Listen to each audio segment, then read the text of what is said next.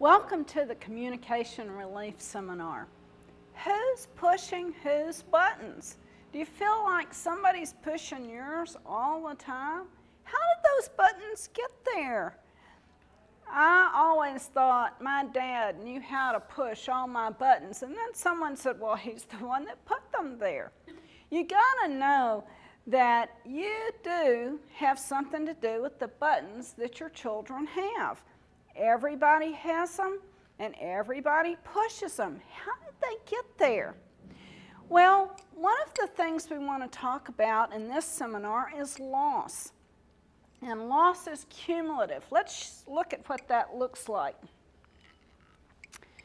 Let's say we're all born with an empty vessel, emotional vessel, but it doesn't stay empty for long. We have loss. It happens pretty early. It may be something really simple. I go to the bank with my mom and I want the cherry sucker. But the bank teller gives me the orange sucker and mom says, just eat it. And you know, I am sad that I didn't get the cherry sucker. Now to mom, that is a pretty minor loss. But you know, for a little 2-year-old, it's some grief. There's some grief involved there, and since it's not lost to mom, usually there's no way to really resolve that. And after all, a 2-year-old is distracted very quickly, and so everybody pretty much forgets what has happened. But the emotion that was not resolved stays there. What about when they took your bottle away or your pacifier? That was loss of security, comfort, and maybe you were just told, you're a big boy now, you're a big girl now, you don't need that. And that might be true, but there's still some unresolved loss that just sits around in this glass, in your vessel. I was an only child for 7 years, and then I had a sibling born. Now, I loved my sister, but I want to tell you, there was some loss involved. I didn't get the attention I had gotten for those first 7 years. I had to share my stuff. She got in my toys. And so I had some loss, some unresolved loss, because you know, mom says, be sweet to your sister, love your sister. And I did, but there was still some loss. The truth is, any life change involves loss, even if it's a good change. So as you think of that, know that all loss is not death. There's a lot more than death or finances or health or job. We have losses happening to us all the time. And the loss that is not resolved, the unresolved emotion, just keeps building up in this vessel.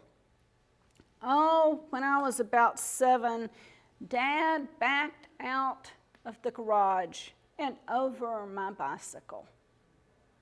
What do you think Dad said? You shouldn't have left it there. And that's right. But you know what? I had a loss. I was missing my bicycle. And then there are other things that might have more consequences, longer lasting consequences. Maybe it's health. Maybe as a child I spent a lot of time in a hospital. Maybe my parents got a divorce. A lot of loss involved there that even the parents are not aware of. What about the death of a grandparent or a good friend? The bottom line is, when you're 10, 11, 12, or 13, this is pretty much the condition of everybody's emotional vessel. It's full. It's full. And so the next loss that happens, it really doesn't matter if it's I left my book or my jacket on the bus and I'm going to get in trouble, or there has been a terrible accident and my friend has been killed. The very next loss that happens, when the loss goes in, there's going to be a splashing out. And so all that emotion is going to go somewhere.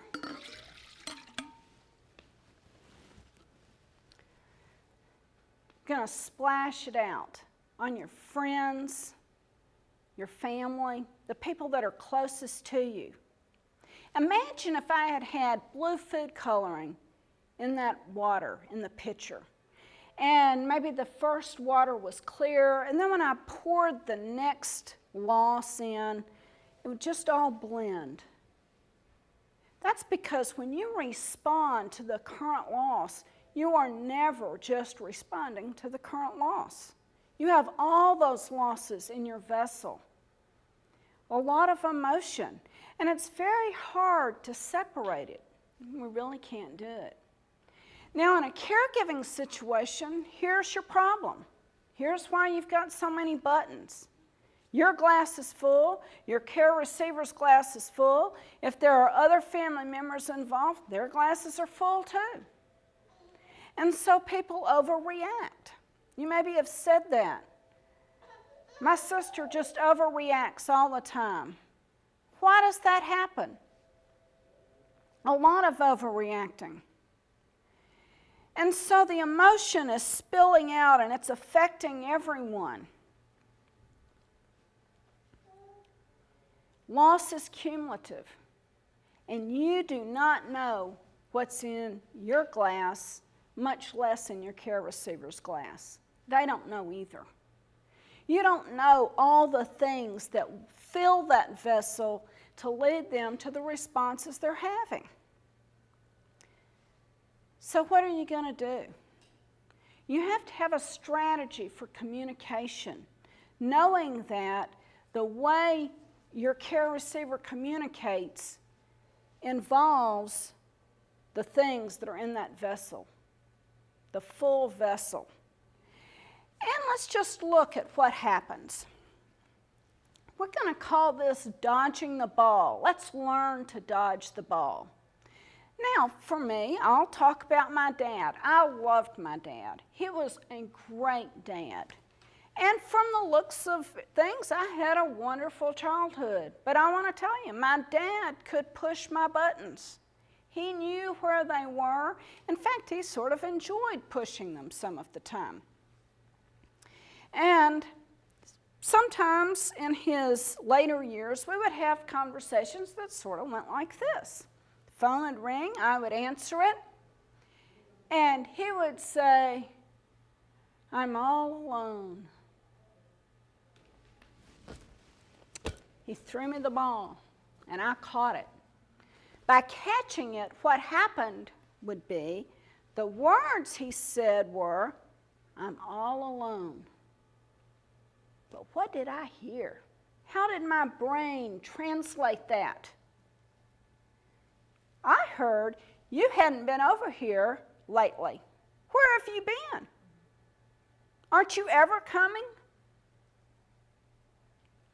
And so, I would respond to what my brain translated.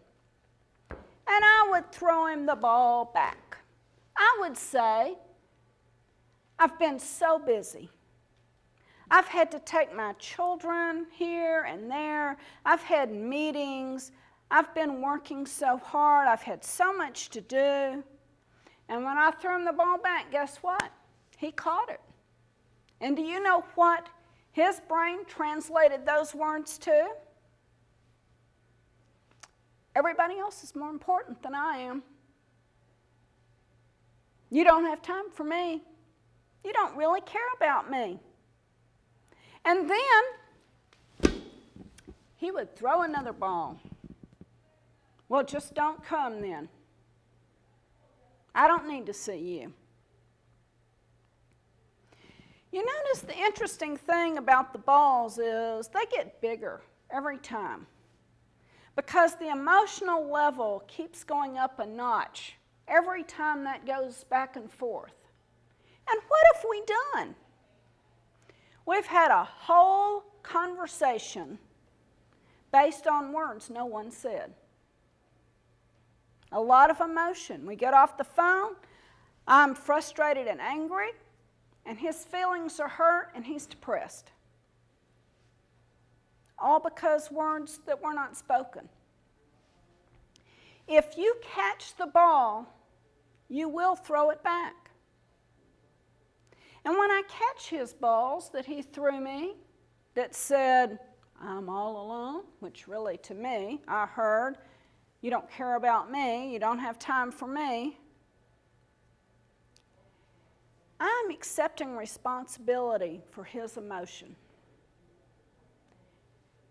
And then he has nowhere to go but to me to fix it. So, what am I going to do? How can I dodge that ball? How can I avoid catching it? I cannot judge or assume motive. I cannot answer or respond to what he said based on my assumption. Remember, if I catch it, I will throw it back, and he will catch it, and he will throw it back. So what does that look like? How do I do that? I mean, that sounds good, but how do I actually just respond to what he's saying? How do I avoid catching that ball? I want to respond just to the words, not to his tone of voice, not to his body language, just to the words. Now for me, I had to come up with a strategy for that. What am I going to do when he says something? Because, I have a history with him. And I probably do know what he means. Have you said that? I know what he really means. I know what she's really trying to say to me. When you do that, you are catching the ball. You're making an assumption of motive. Even if I am right about what he really means, it will get me in trouble every time. Every time. If I respond out of assumption. So for me, I went to, where's a place I don't have history? I said, oh, what if a little lady in the checkout line at the grocery store had said those words, and I don't know her, I'll probably never see her again, I just want to keep her calm. Then what would I say? What would I say if she said, I'm all alone? I would probably say, I'm really sorry you're feeling lonely today. Ah, what a good, safe thing to say, because I've dodged the ball that was thrown. I have not accepted responsibility for the emotion. I've just responded to the words, but I have validated the emotion of the other person. I've let my dad know I really heard what he was saying. So it brings the emotional level down. Now that's a skill that you can learn.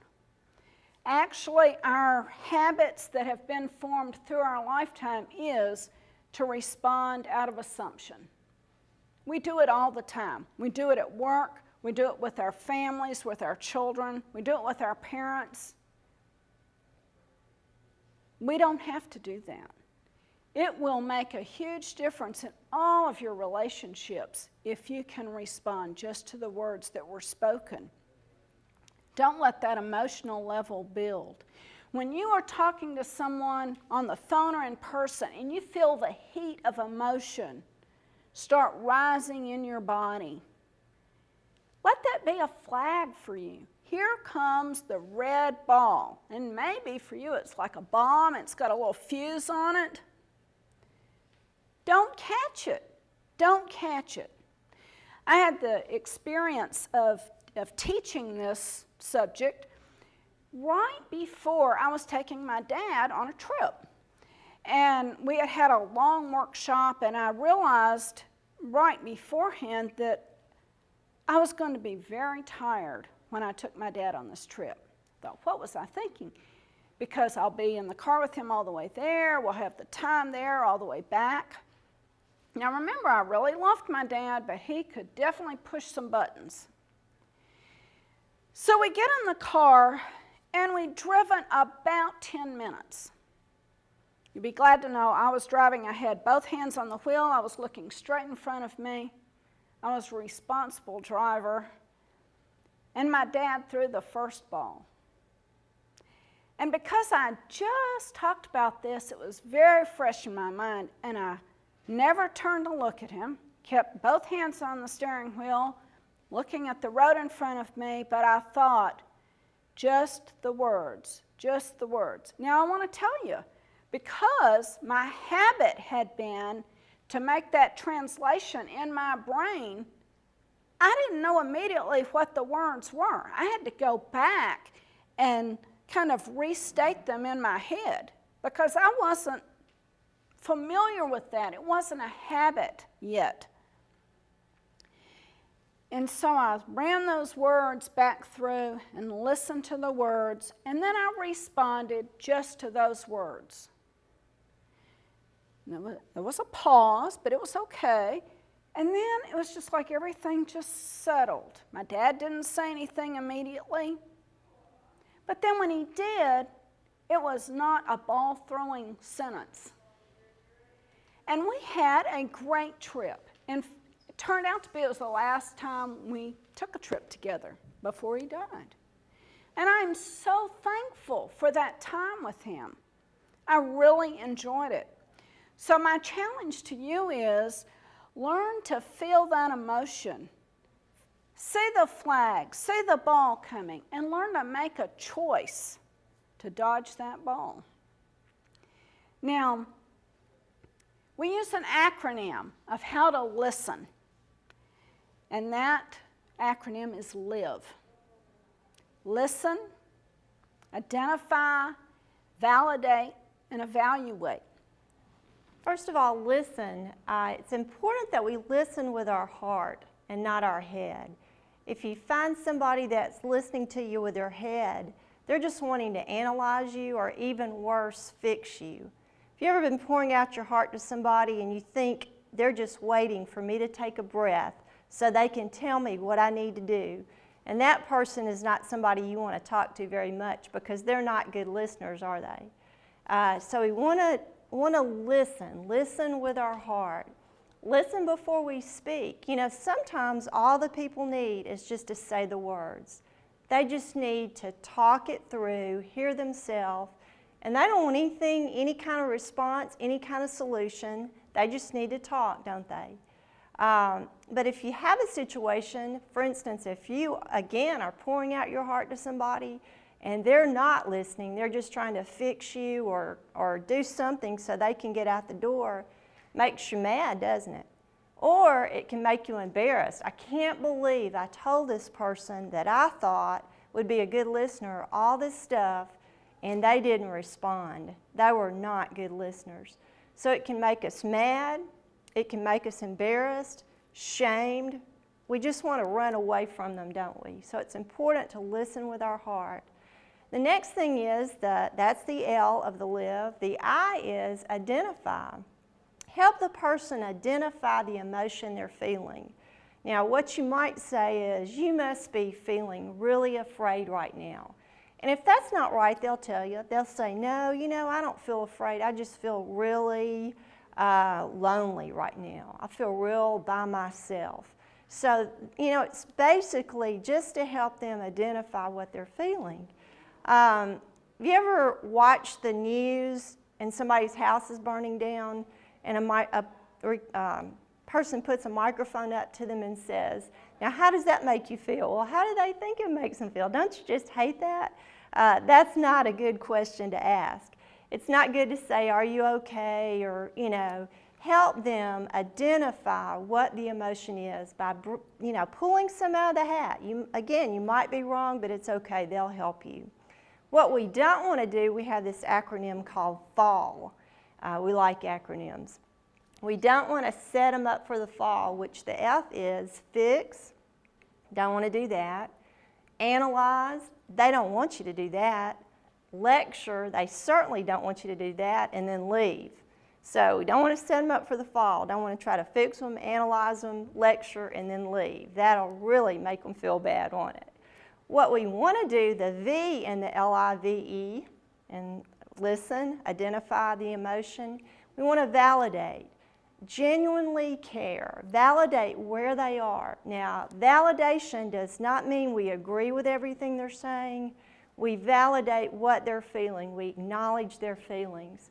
And it provides them an opportunity to feel safe, and they think, I can trust this person because they're validating me. So we've got the L, the I, the V. The E is evaluate. Most often, we may not do that. We'll be called to listen, identify, validate, and maybe evaluate. They might say, what's your input? What do you think about this? And we can tell them if we think we have a good thing that would be helpful, we can go ahead and tell them. But if not, we don't want to jump in and say, this is what I think. Because what we know is emotion is a wide range. It's like a road, and if you start out with a wide road down here of emotion, and you want to get them to the truth, which eventually narrows up, if you try to get them there too quickly, it won't last. It will not be permanent. For instance, like we can talk about saying things that aren't helpful. If we say truth things to somebody like, your loved one is in a better place, they might know that is the truth, but emotionally they aren't there. They're not feeling that. So remember that if you try to deal with the truth before you deal with your emotion, it's not going to last. It'll cycle back because you've got to deal with the emotion first. That's very, very important. The bottom line is we don't know the events that fill somebody's glass, do we? This glass, for everybody, and now it'll help you look at people differently, won't it? Especially when you think about road rage and that person that pulls out in front of you or, cuts you off, and you think, now I have a different perspective because that person has a full glass. So we don't know what all fill a person's glass. And as Farrah said, we don't even know about our glass a lot of times, do we? But we do know that they're full. So the bottom line is recognize that most people have full glasses if they haven't worked on a lot of their stuff. Remember, you don't have to catch the ball. You can dodge the ball. It will certainly improve your communication. So practice. It takes a whole lot of practice. Farrah fortunately got to do that. And it was a great thing for her dad right before he died. But she had a lot of practice sessions before then, didn't you? Lots of practice sessions. You need to remember that we are the other person's support. We encourage them, we listen, we validate, but we're not their God. We can't change their circumstances, but we can be that safe person that will listen to them and encourage them and validate them. And that will make a difference in our communication. So remember, dodge the ball.